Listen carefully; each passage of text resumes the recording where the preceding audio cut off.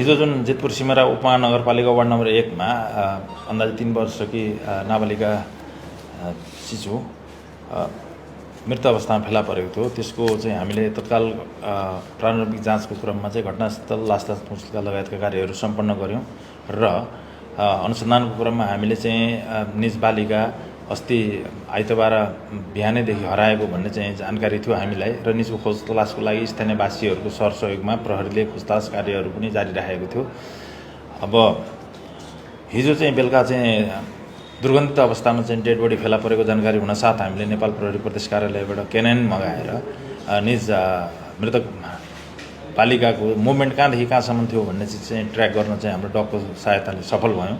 त्यसपछाडि उक्त वारदात कसुरमा कसको संलग्नता थियो भन्ने चिजतिर हाम्रो चाहिँ अनुसन्धान केन्द्रित भयो र उक्त अनुसन्धानमा चाहिँ निज बालिका फ्रिक्वेन्टली जाने गरेको घर भनेको चाहिँ यो प्रवेश चौधरी भन्ने चाहिँ निजको आफन्तको घरमा जाने आउने गर्थिन् र त्यस क्रममा चाहिँ प्रवेश चौधरीको घरमा आउने जाने गर्ने मान्छेहरूलाई निगरानी गरिएको थियो र प्रवेश चौधरीसँग नजिकको सम्बन्ध भएको निजकै एउटा म्याजिक भ्यानमा सहचालक काम गर्ने सुमन थापालाई हामीले नियन्त्रण दिन सफल भयौँ र प्रारम्भिक सोधपुछको क्रममा चाहिँ उसले यस घटनामा आफ्नो संलग्नता स्वीकार गरेको अवस्था रहेको हुनाले उसलाई सम्मानित 12 जिल्ला अदालतमा कर्तव्य ज्यान र जबरजस्ती करणी मुद्दा शीर्षकमा म्याद लिई चाहिँ अनुसन्धान जारी राखिएको छ।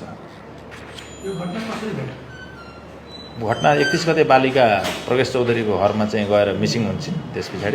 त्यसपछि मिसिङ भइसकेपछि घटनाकै क्रममा यो सुमन थापा भन्ने मान्छेले चाहिँ बालिकालाई ललाई फगाई लगेर त्यो एबान्डन हाउस जुन घर थियो घटनास्थल भएको त्यो घरमा लगेर करणी गरेको र करणी गरिसकेपछि चाहिँ कर्तव्य गरी मारेको भन्ने चाहिँ थाहा छ। होइन, अब प्रारम्भिक रूपमा हामीले अनुसन्धानको क्रममा चाहिँ उसले स्वीकार गरेको अवस्था छ। यसमा अन्य कुनै कसुरदारको संलग्नता छ छैन भन्नेतर्फ पनि हाम्रो अनुसन्धान केन्द्रित रहन्छ। होइन, हामी कानुन बमोजिम हदैसम्मको दण्ड सजाय माग्दा बिली यो चाहिँ अब नाबालिका हुन्। हाम्रो मुलुकी फौजदारी कार्यविधि संहिताले कसुरको गम्भीर्यता घटाउने भनेको छ। केही घटाउने कसुरहरूको व्यवस्था गरेको छ भनेदेखि कसुरको गम्भीरता बढाउने कसुरहरूको पनि व्यवस्था गरेको छ। त्यस सन्दर्भमा चाहिँ निज नाबालिका भएको जबरजस्ती करणी पछाडि कर्तव्य गरी मारेको र क्रूरतापूर्वक चाहिँ कर्तव्य गरी मारेको, एउटै वारदातमा एकभन्दा बढी कसुर गरेको भन्ने चिज चाहिँ कानुनी व्यवस्था भएको हुनाले यी कानुनका प्रावधानहरूको चाहिँ पूर्ण रूपमा परिपालना गर्दै चाहिँ हामी चाहिँ गहिरो अनुसन्धान गर्नेछौँ र कसुरदारलाई हदैसम्मको कानुनी दण्ड सजायको माग लिई चाहिँ अनुसन्धान सम्पन्न गर्नेछौँ। मामा चाउचाउका पाकेटभित्र रहेका 2वटा कुपनहरू हल्का प्लस रमाइलोलाई मिलाउनुहोस् र प्राप्त गर्नुहोस् 1 पाकेट मामा चाउचाउ सित्तैमा। मामासँग हल्का रमाइलो।